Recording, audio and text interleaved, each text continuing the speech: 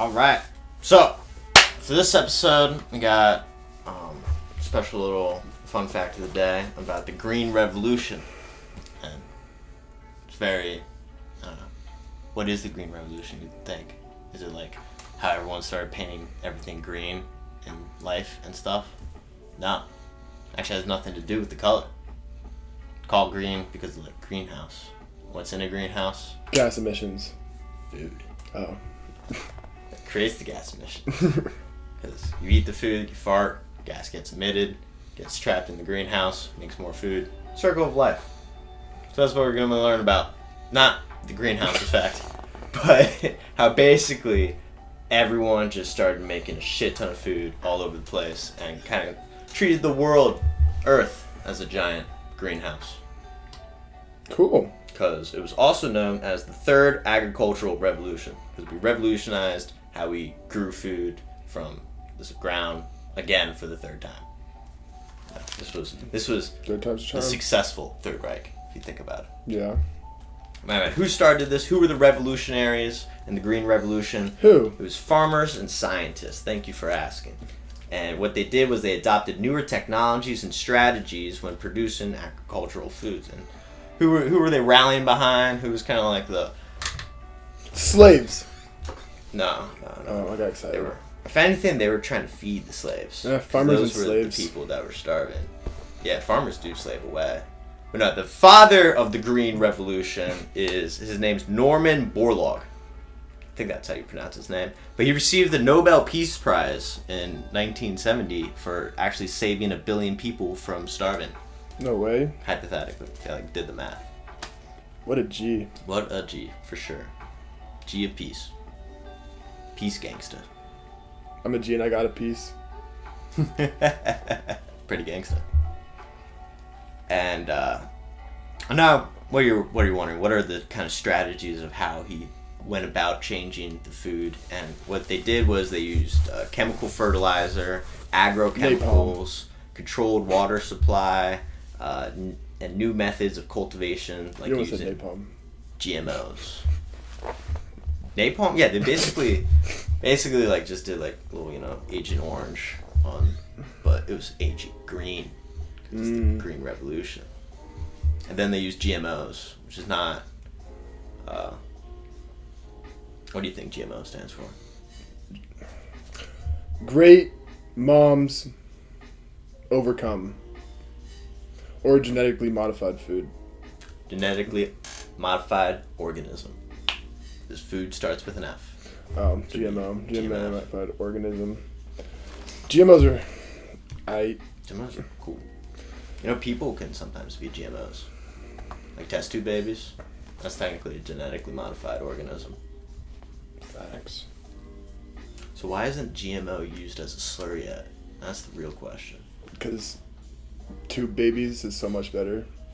Two babies? Yeah, test tube baby. Two babies? Yeah. That is a good one.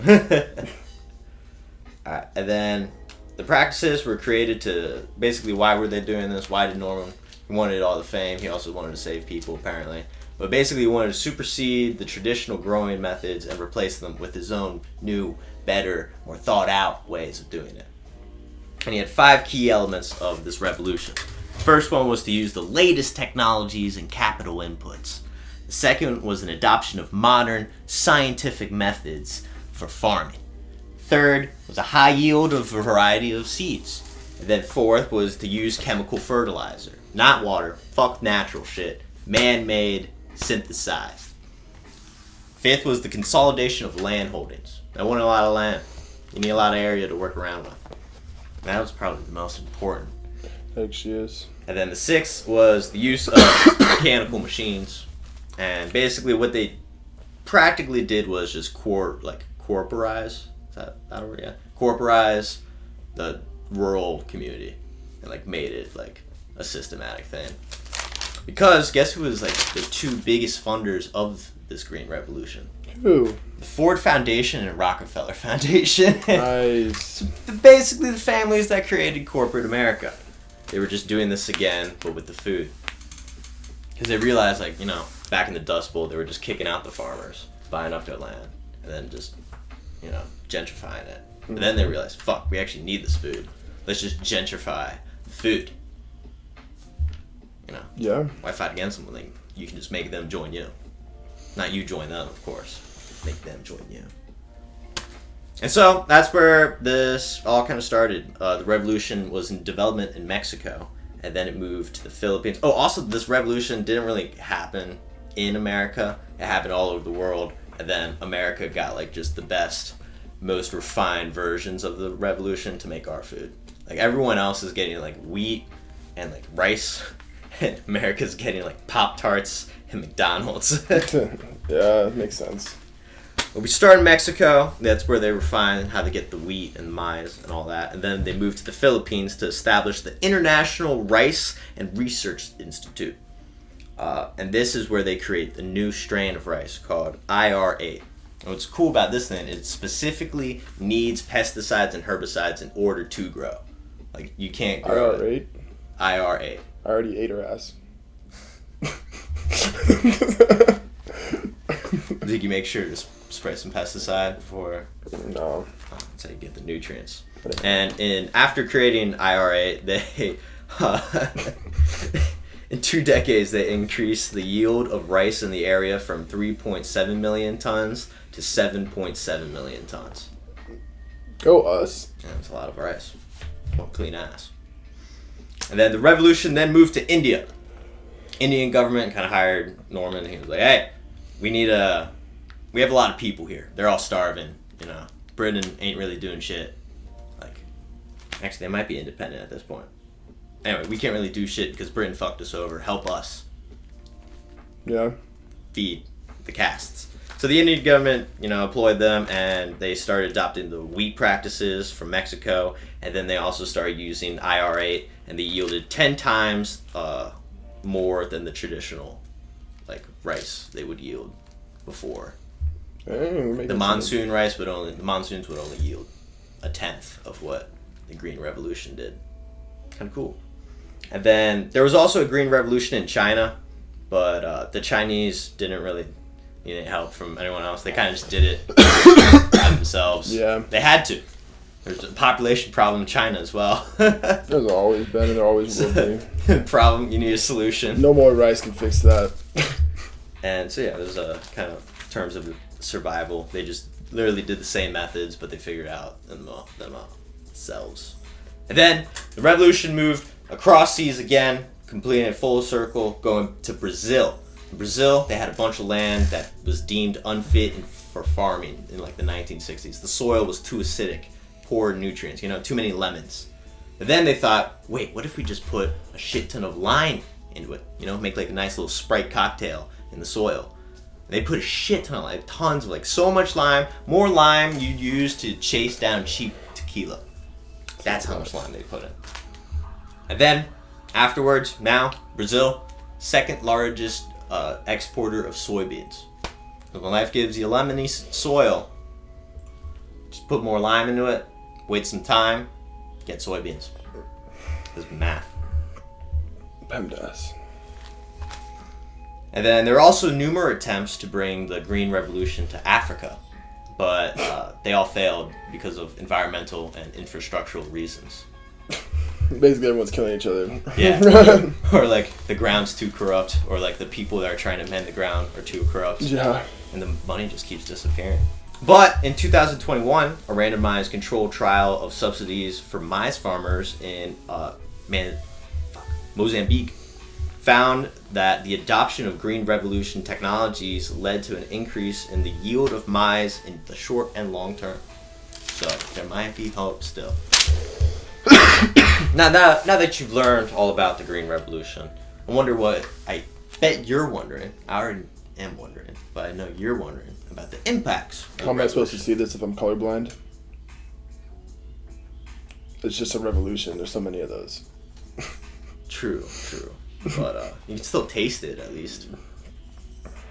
What if you don't have a tongue? Food. What if you don't have a tongue and you're colorblind? And that just sucks. But like, it's not like you can complain. No one can hear you talk. That's it. Not making fun of people with disabilities. Making fun of people without tongues. Yes. It's different. The hypothetical. And he deserved to get his tongue cut off too. Just Yeah, guy. fuck that guy. Anyway, we are making fun of colorblind people, though. That is for sure. Yeah. Sorry. Yeah, you can't see any of the difference of this background. Fucked. It's all the same. It's all gray. It's like they're living in The Giver. If you think about it. Man, that's a bad life. That is a bad life. But they think it's a good life. So that's what matters. Oh yeah, it's the point of a dystopian. Yeah. Speaking of dystopia, let's talk about our dystopia, which is the post-Green Revolution world. There was no war. That's cool with this revolution. Is a lot of people didn't die. A lot of people got saved. Mm-hmm. But a lot of other shit happened as well.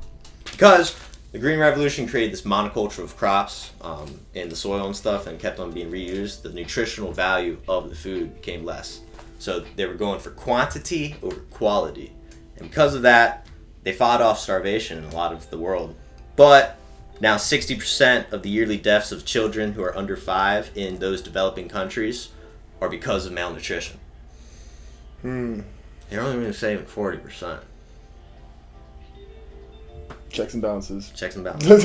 Like, really, like he saved a bunch of people at first because of the quantity, but then the scales are slowly kind of evening out. Mm-hmm. It's kind of weird to see. And then also the socioeconomic impact. The mass change methods created rural credit institutions all throughout the rural community and made a bunch of small and family farmers go into debt, and then they lost their farmland, which then was just given to the corporations and corporate finance. And then the adoption of machines also removed a lot of employment on those family farms in the rural communities. So there led to a very mass rural to urban dysmorphia migration. A lot of people coming from the rural communities into the urban environments, not only for job security, but also because they needed the food, and that's where the food was going anyway. Mm-hmm. And then I'm on the last page, so good. What? Almost over. The revolution never ends, but learning about it sure does. A 2021 study found that the revolution substantially increased the income in the world. A 10-year delay in the revolution would have cost 17% of the GDP per capita, and if it never happened, it would have reduced the GDP in the developing world by half. Makes sense. So the Green Revolution, you can say what you want about it, but it definitely did double the progress of humanity in all over the world.